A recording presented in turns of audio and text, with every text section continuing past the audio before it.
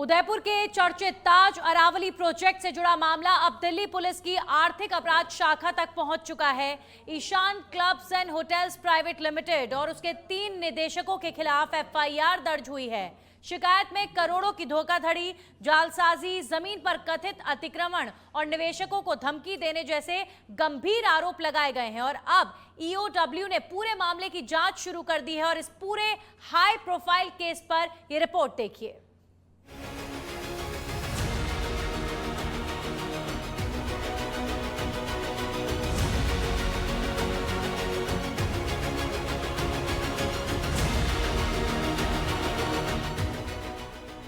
उदयपुर के कोडियात ताज Aravalli hotel project से जुड़ा मामला निवेश के बड़े वादों से शुरू हुआ और अब गंभीर आपराधिक आरोपों तक पहुंच गया है।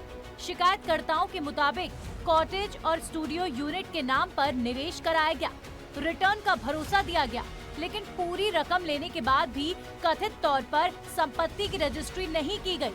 दिल्ली पुलिस की आर्थिक अपराध शाखा ने अब एफआईआर दर्ज कर जाँच शुरू कर दी है।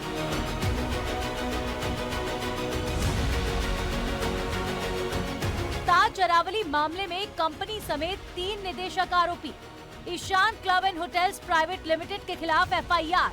राजीव आनंद निदेशक, साहिल आनंद निदेशक, चारू आनंद निदेशक। कंपनी का कार्यालय मुंबई के गोरेगांव वेस्ट में बताया गया है।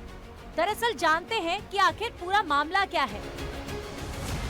उदयपुर के कोडियात में 5 स्टार होटल प्रोजेक्ट का ये मामला है। शिकायतकर्ताओं से सफदरजंग में मुलाकात कर निवेश का प्रस्ताव देने का आरोप, कॉटेज और स्टूडियो यूनिट बेचने का झांसा देने का आरोप, 9 से 12% सालाना न्यूनतम रिटर्न का वादा किए जाने का दावा, कुल मुनाफे में 25% तक हिस्सेदारी का भी भरोसा देने का आरोप।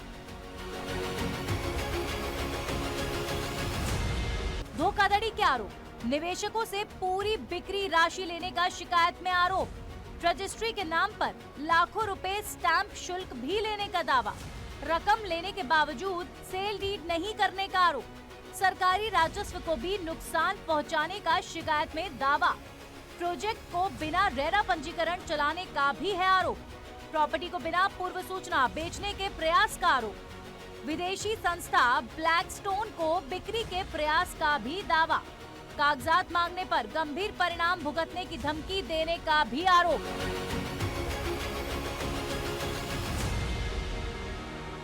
जमीन और निर्माण पर भी गंभीर आरोप। एसटी किसानों की कृषि भूमि पर कथित अतिक्रमण का आरोप, सिंचाई विभाग और वन विभाग की जमीन पर भी कब्जे का दावा, पहाड़ियों को काटकर अवैध निर्माण करने का आरोप, अरावली हिल पॉलिसी के उल्लंघन का शिकायत में दावा, वन संरक्षण कानून के उल्लंघन का भी लगाया गया आरोप।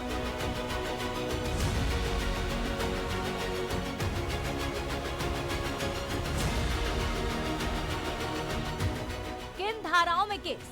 धोखाधड़ी और अमानत में खयानत के आरोपों में एफआईआर, जालसाजी और फर्जी दस्तावेजों के इस्तेमाल के आरोप, धमकी और आपराधिक षड्यंत्र के आरोप भी शामिल। आईपीसी की 406, 409, 420 समेत कई धाराओं का उल्लेख। 423, 467, 468, 471, 506, 120 बी और 34 के तहत भी मामला। बीएनएस 2023 की संबंधित धाराएं भी जांच के दायरे में।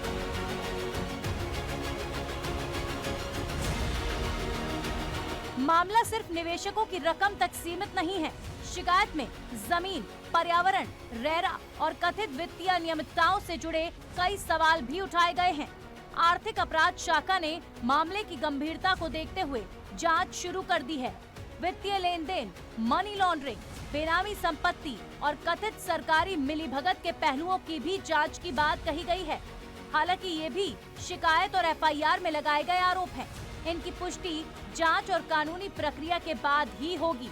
अब जांच से साफ होगा कि ताज अरावली प्रोजेक्ट से जुड़े इन गंभीर आरोपों की असल तस्वीर आखिर क्या है। ब्यूरो रिपोर्ट, सच पे धड़क।